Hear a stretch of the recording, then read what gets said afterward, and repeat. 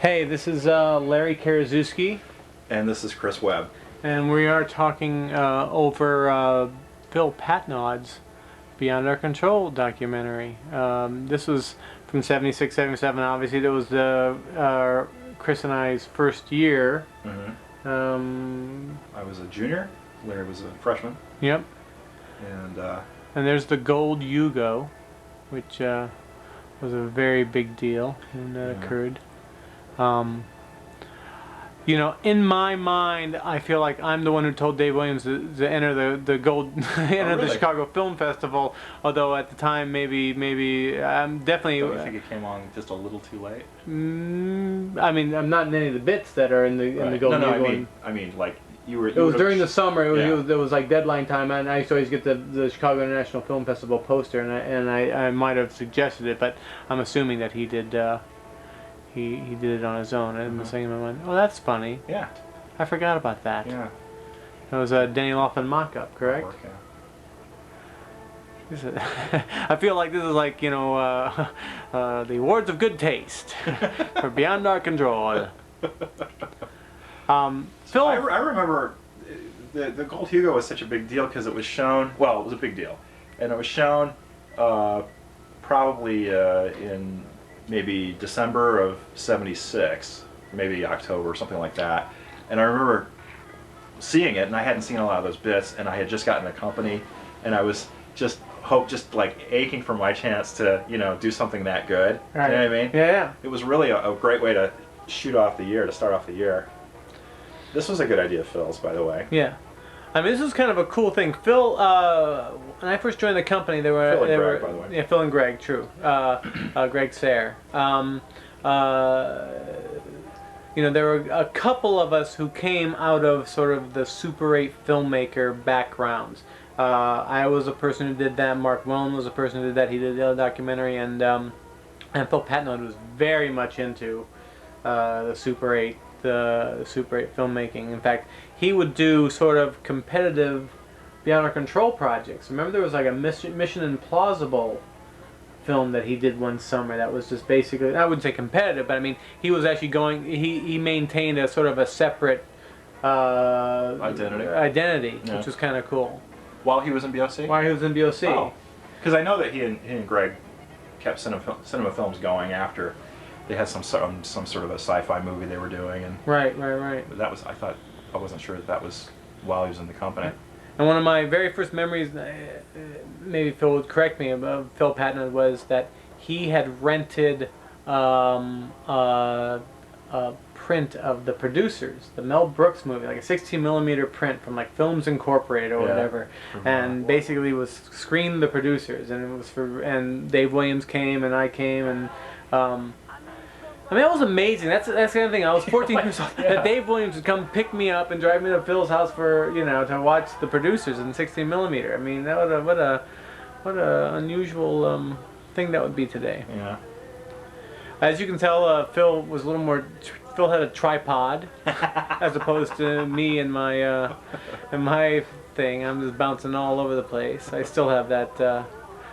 Heading right for Meg Bryan. Meg Bryan, yeah. Meg Bryan. Yeah, she was a beauty. And Ellen Akins. Ellen and Is that Mary Link? Wow, there, Mary Link way back there. Jenny Davis is on the left. It is funny when you first glimpse these people. You think like, oh, it is like seeing, like, you know, like watching some movie where Richard Dreyfuss is like an extra. You're like, wait, go back, man! That's Richard Dreyfuss back there. Look at that! Look how young he looks. Hey, look, Bob Seabold. Bob Seabold. Let's talk about Bob Seabold for a little bit, because Bob Seabold was a very interesting character in the history of Beyond Our Control, in that he sort of was the leader of the rebel forces. Yeah, I mean, Bob, he was a guy, smart guy, incredibly smart guy, and I think Dave actually had big plans in his mind for Bob Seabold. I mean, I think Dave thought he could be. Wow, really? A director and all that. A director and a writer and all those kind of things, but Seabold sort of didn't fit in with the group mentality. Right, particularly the group. I think the writer group mentality. Yeah. That is the thing. There is a difference between being a writer and being in a writer room.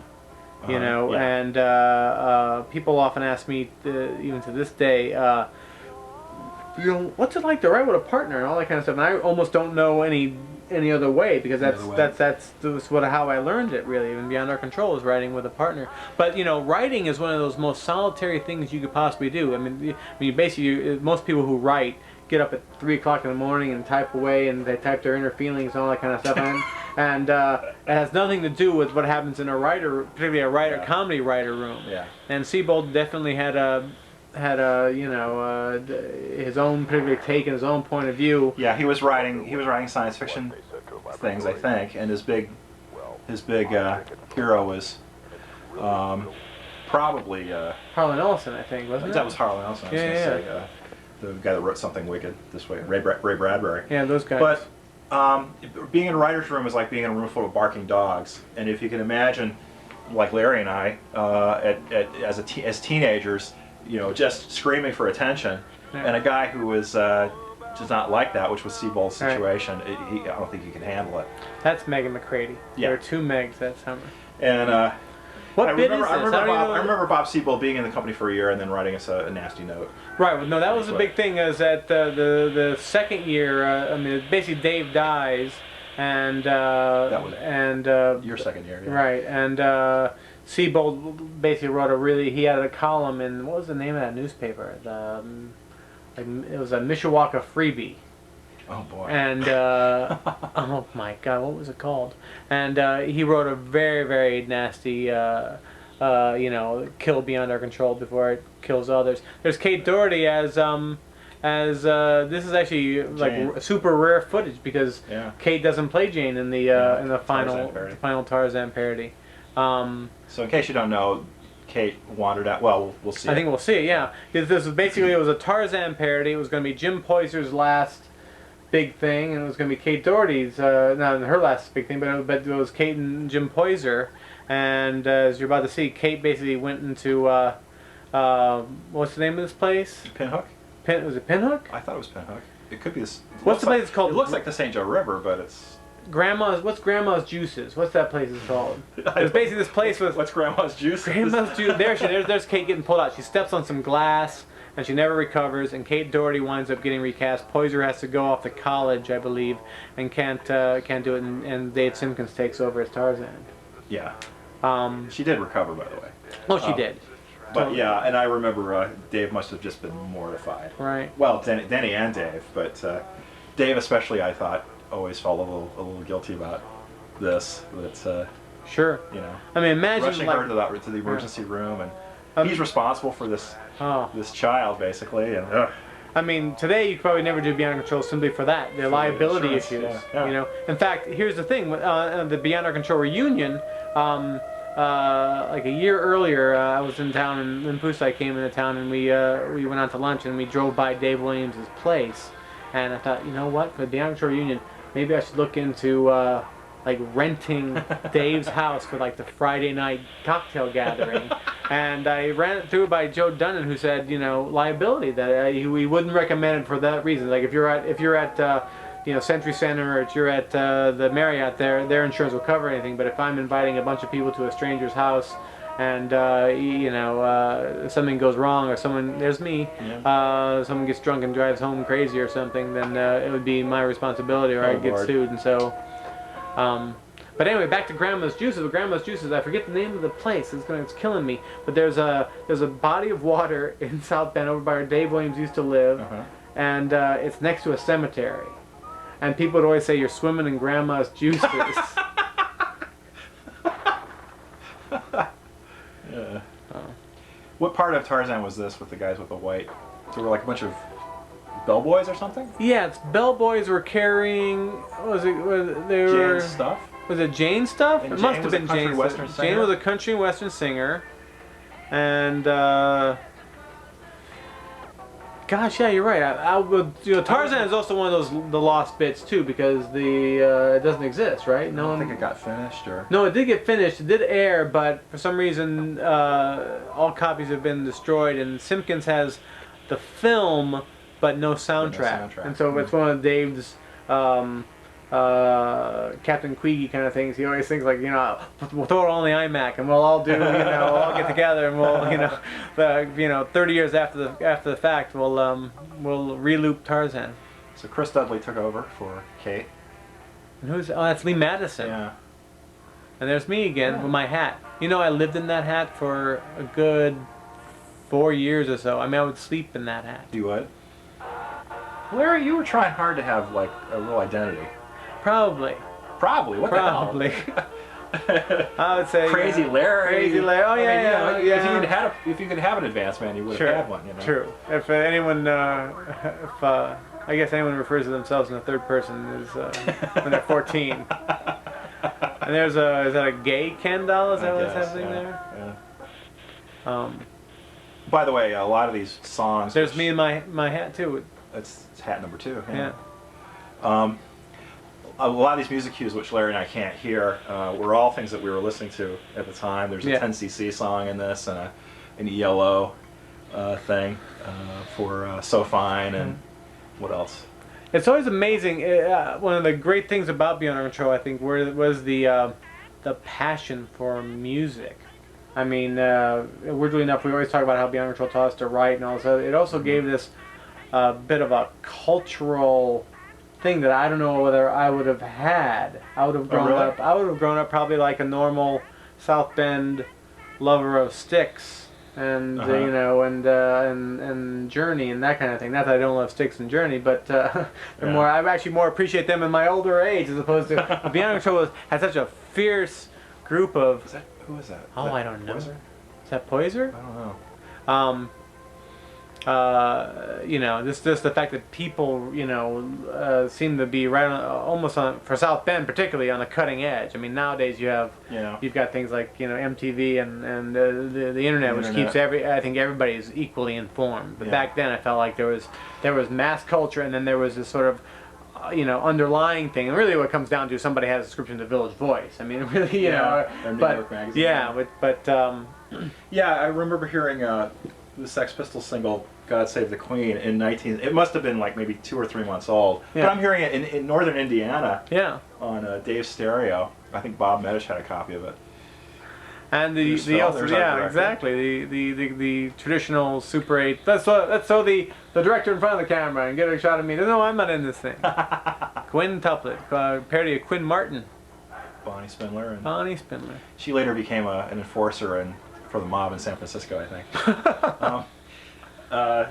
Tales of the Expected was. That's what that is. Yeah. The parody of Tales of the Expected. Quinn Martin had a show called Tales of the Unexpected.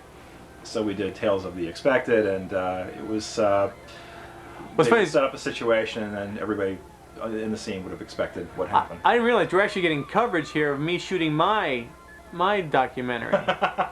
Yeah, so log rolling in our time, very incestuous. Well, that is you hit upon something that is the what Beyond Our Control writing was all about, which tended to be take some pop culture thing, usually a television show, and replace one word in the title with something else, and then run with it. Yeah, I felt, and not always for the best too, and I felt like a lot of the bits that got written after Dave,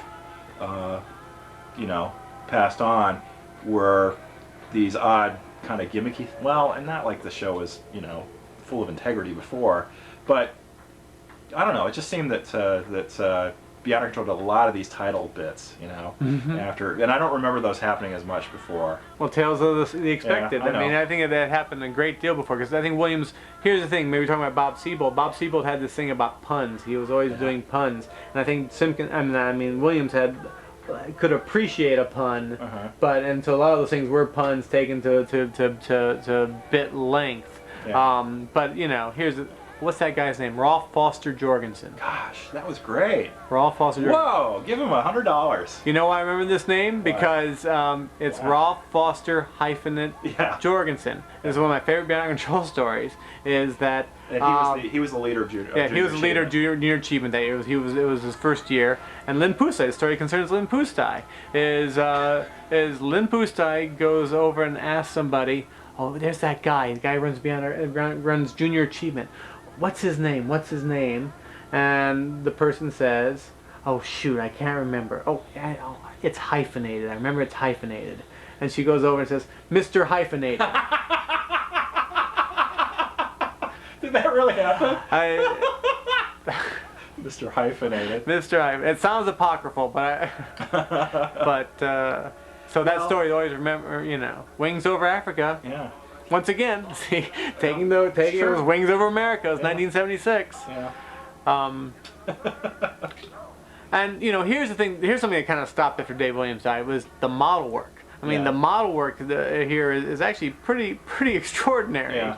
I never knew anything about paper mache or anything like that, and well, it can't be. If her plane goes down, it's it's Kevin Feige character who has all the luggage, doesn't it? Or I don't know who does have all the luggage, and Beats me. there's Joe Dundon. There's Joe. Flying, I believe, in Chuck Sheridan's dad's airplane. Oh, really? I believe that's Chuck Sheridan's dad's airplane. Huh.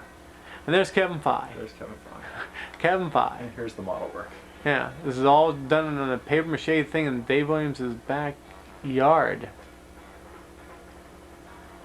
We're just watching this. I mean, Yeah. You get the idea. yeah. Looks King Kongian. Yeah. Which was model work. Mm-hmm. Now, thinking back on it, that was a model too. Well, here's the thing. All that claymation stuff, that was really a lot of that was just Dave Williams' playground. Yeah. So I think this kind of stuff was sort of Dave sort of continuing his sort of Super 8 filmmaker thing. Mm-hmm. Where there were things he could sort of probably control more than simply just because he gave a lot of the control of the regular directing and the regular bits to the students, but during the summer months, those he was actually directing those bits. Yeah. I mean the film bits. Yeah.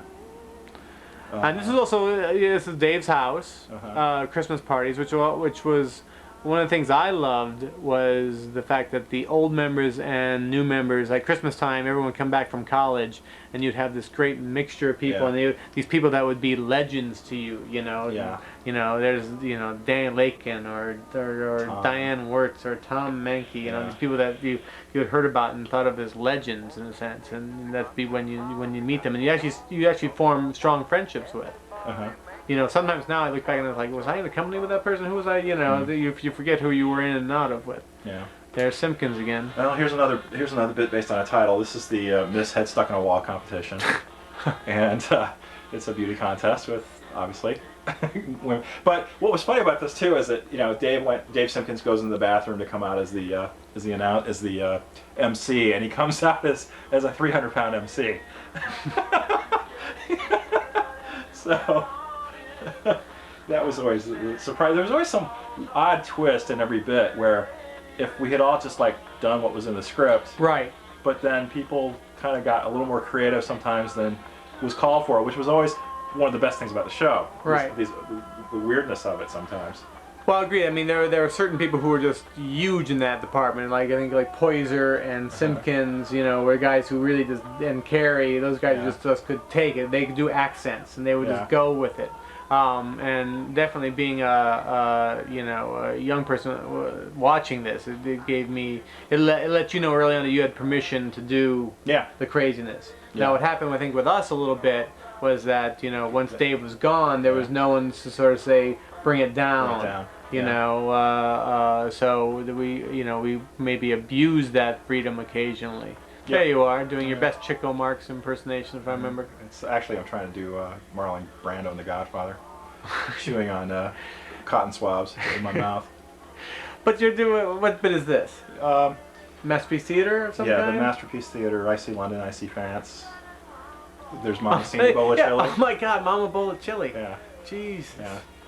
But once again, I mean, also here's the, I think there was a lot more latex in the Simpkins Johnson era. That's true. Than us. We didn't really go for, You know. Well, we didn't know how to do it. I didn't I've really never get done latex, it. You know, I would, you know, put makeup on and grease my hair back and stuff like that. But This is Dolly Hospital with really Jenny and one of the most amazing bits of all time.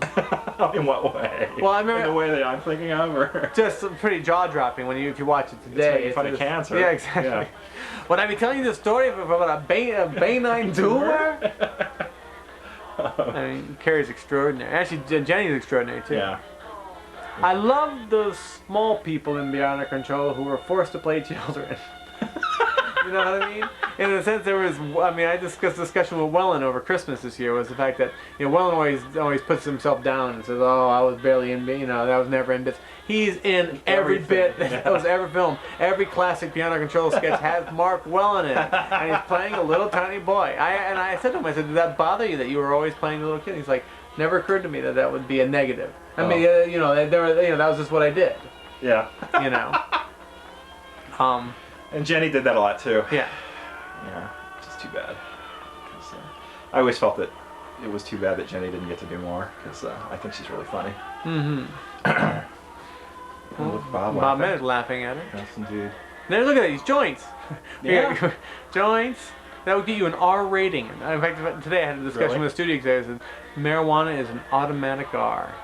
This Family Freud is the name of this. Family Freud. Yeah. I'm know. sorry. You're letting Dave Williams way off the hook. You're right. Because Family Freud. Yeah. And that's what Beyond Our Control was. Yeah. Beyond Our Control was you take something, you take the title, you change it, and you make the bit. And the bit's usually pretty funny. It's a fine way of writing comedy. Yeah.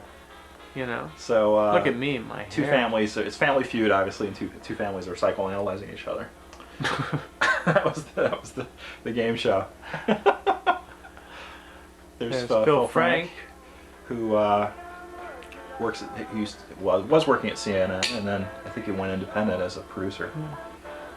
Phil was one of those people who had an amazing amount of bonus points.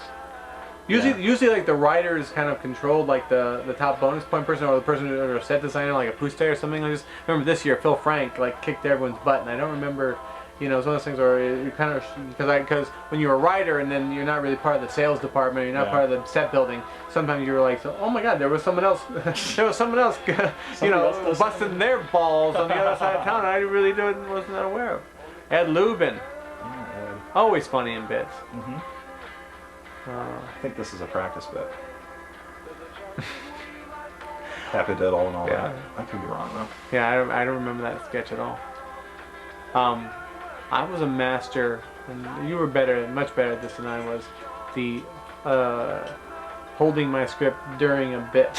Oh yeah. You know, definitely doing the Marlon Brando school of taping down bits of paper everywhere so I could read my lines. There's a scene where you're doing Orson Welles, Star Trek: The Restaurant. Yeah, Star Trek: The Deli. And yeah, you like walk in with your script, walk in on camera. Well, that's a very classic example of a bit that has just changing the word and then running with it, because it's not necessarily a negative, because it's not a negative. It's like Star Trek instead of the motion picture, Star Trek: The Delicatessen, but for simply changing one word. If someone just threw it out in the writers' meeting, I'm sure it's like, why don't we do Star Trek? What if it's a delicatessen? And then you just make a bit off of it, and it winds up. Then for some reason Orson Welles comes in because he's rented the joint and for an award ceremony. Yeah, I played two characters in that. Yeah. This guy plays Scotty and Orson Welles. What bit is this? This is Rex Bontrager. He was a guy who answered an ad that the show had for a host, and he was going to star in this bit. And this is a bit about two families that own a shoe store, or they're coming in for shoes. And there's a feud between. Larry's looking at me like, what the hell? Two families. One family is looking for shoes, and they come into this shoe store, and then it turns into there's a ballet sequence or something. Well, I'd say, you were impressed with me for remembering Ralph Foster Jorgensen. The fact that Rex Bontrager. There he is. Anyone can host Beyond Our Control. Yeah, and there he is. It was quite a silly scene. I remember a lot of this idea was Randy Hassan's. Who was very Python. I did Google Rex Bontrager recently, because it was one of those things where on the Beyond Our Control website there was this, Simpkins was posting a bunch of things. Like, can anyone tell us who these people are? Yeah, so I Googled Rex Bontrager, and it turns out like he's a professor, or something like that. Also, gotta love his facial hair. Yeah. How That's, 70s. that's Dave Williams' car. He stood up on a riser to make a speech. And, Rex? Yeah, and the boom mic hit him on the head.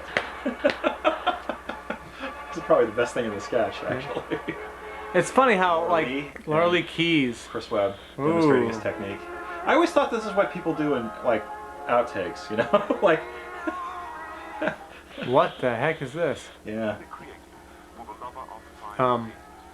It's funny though, talking about Dave Williams' car for 1 second, is that you know, it's weird how I have distinct memories of people in their car, like Dave Williams' car, Denny's, like, what did Denny have? Had a That white little- Firebird. I think. White Firebird, right? You know, and Bob Medich's little Volkswagen Bug. Oh, he had a bug too? Yeah. Because Mark Wellen had a lime green bug, Oh. and Randy Hassan always was jealous that Wellen got to drive a life-size Hot Wheel. That was the JA Center. Right, and It burned was- down to the ground. Yeah. Didn't burn Well, to the ground, obviously, but it burned down. Or burned. God. But this was like near St. Joe. God, what part of town was this? Sort of between Mishawaka and South Bend along the river. Like Riverside Drive, I think. And Yeah, you totally. Yeah, I've totally forgotten all about this. My memory of Jay was over like towards like Riley High, and this one, this place here. No. That's the new one. Wasn't that? Where was that? This is the Drury's Brewery, Where's that? which was right along St. Joe River over like in the LaSalle area of town, Portage-ish. Okay. Yeah. And this is where in your documentary the meeting that we were all having, we were all standing up. Yeah, yeah. Yeah, that was in this building. Well, here this is. Yeah, this is. This is more of that. Oh, Colleen Matthews. Remember Colleen Yeah. Matthews? Yeah. And Chris Dudley there, Yep. who has her eye covered, I think. Let's see what you got there. You got Lee Taylor, Bob and Chris. Sue Pagna, Phil. Just There's name Kate, people. Kevin Fye. Kevin Fye, Mark Wellham, and his. I remember these places being freezing. Yeah, That's why everyone has their coats on. yeah. And then the year after, I think it went to that JA Center on South Main Street near Riley. That's Yeah. what I'm remembering. But yeah, you're right. Yeah. The brewery. Who's that over there? Is that Lakin? No, Who is that? Gosh, I don't know that guy. First time I saw this, I couldn't remember who it was either. This what a great shot.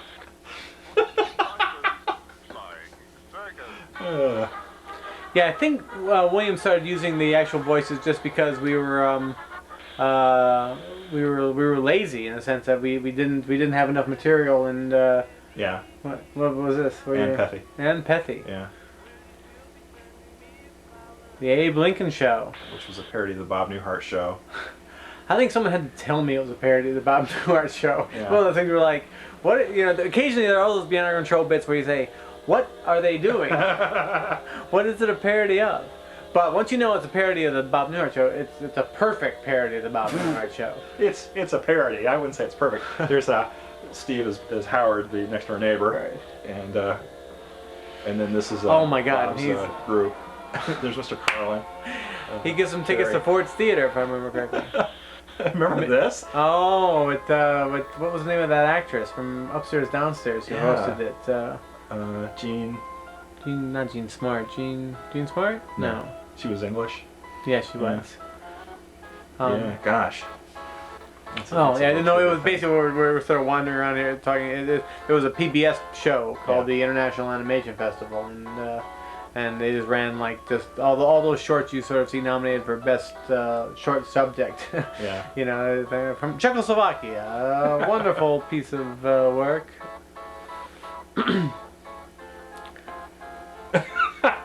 This got played quite a bit, as I remember. Like we would use it for channel switching too. The Dancing Cowboy. Dancing Cowboy. Here it is going in. Dave's house. Oh my God. Tasteful artwork on the wall there, Dave. For some reason, my memory of that. Eric wearing a hat? Oh no, I'm sorry. My memory of that kitchen is Dave Williams doing the Wang game. introducing me to the thing where you take titles of movies and you replace one word with the word Wang. So it'd be like Gone with the Wang, Wang with the Wind. You just go through the whole thing, Sgt. Pepper's Lonely Wang Club.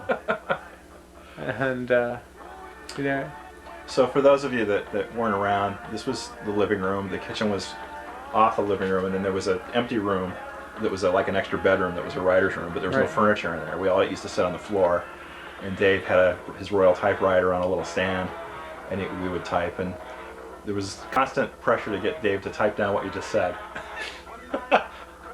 Yeah, so, okay, so on the right here, there was an extra bedroom, and then with Dave's record collection in it. Yeah, his room full of records, which is pretty awesome. I mean, it was like a dream room for if you were 16 years old in 1976. I mean, there was records everywhere. There was a reel-to-reel, where he made his little mixtapes. I mean, even mixtapes back then. What a, and it was the first place I ever heard things like, there's a lot of prog rock, a lot of like Emerson, Lake and Palmer, ELO, Chris de Burgh. Yeah, right. All the 10cc, all those. Dave was really into like production, sort of a lot of listening, listening to the Firesign Theatre or the Sex Pistols. That was my memory of that room, is that Bob Medish brought in the Sex Pistols record. It was like literally like only out for 2 months.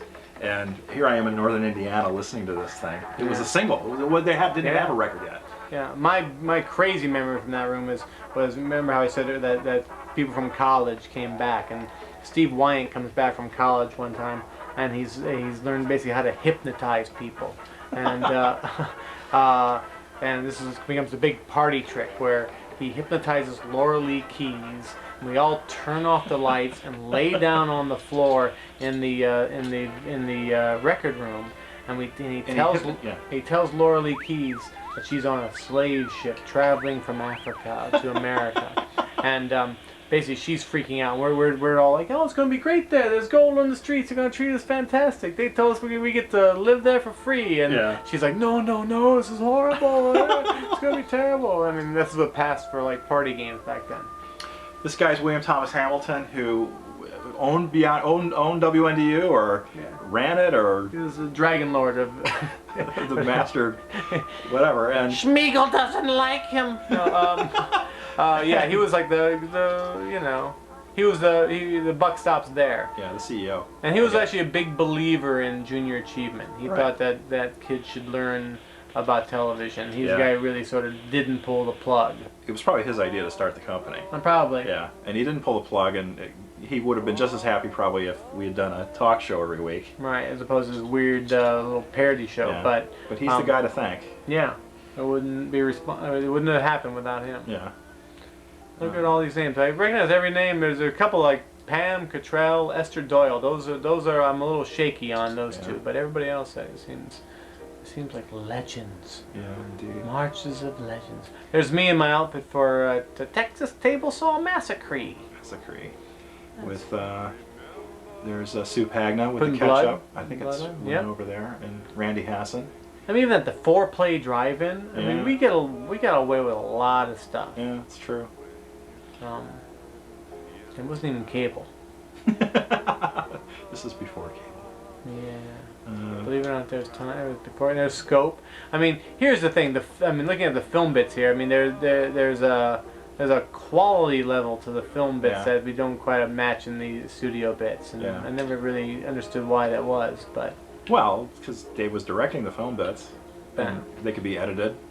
Editing probably doesn't have a great deal to do with it. And the film bits also give it that cruddy northern Indiana look, which is unusual for television. Certainly to see that. You never see trees without leaves on them on TV or something, and I think it kind of adds to that weird slapstick I was talking about earlier. Yeah. Mark Whelan was a director. He was a sophomore, and it was a big deal. Yeah, that's right. That.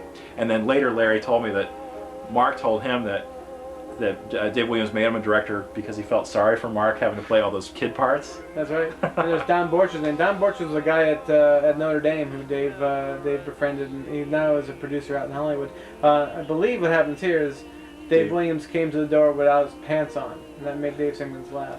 And you could do that in 1977. A grown man could take his pants off in front of young children and get a laugh. Get a laugh. Speaking of young children, there I am with Dave Williams driving away. Where are you going?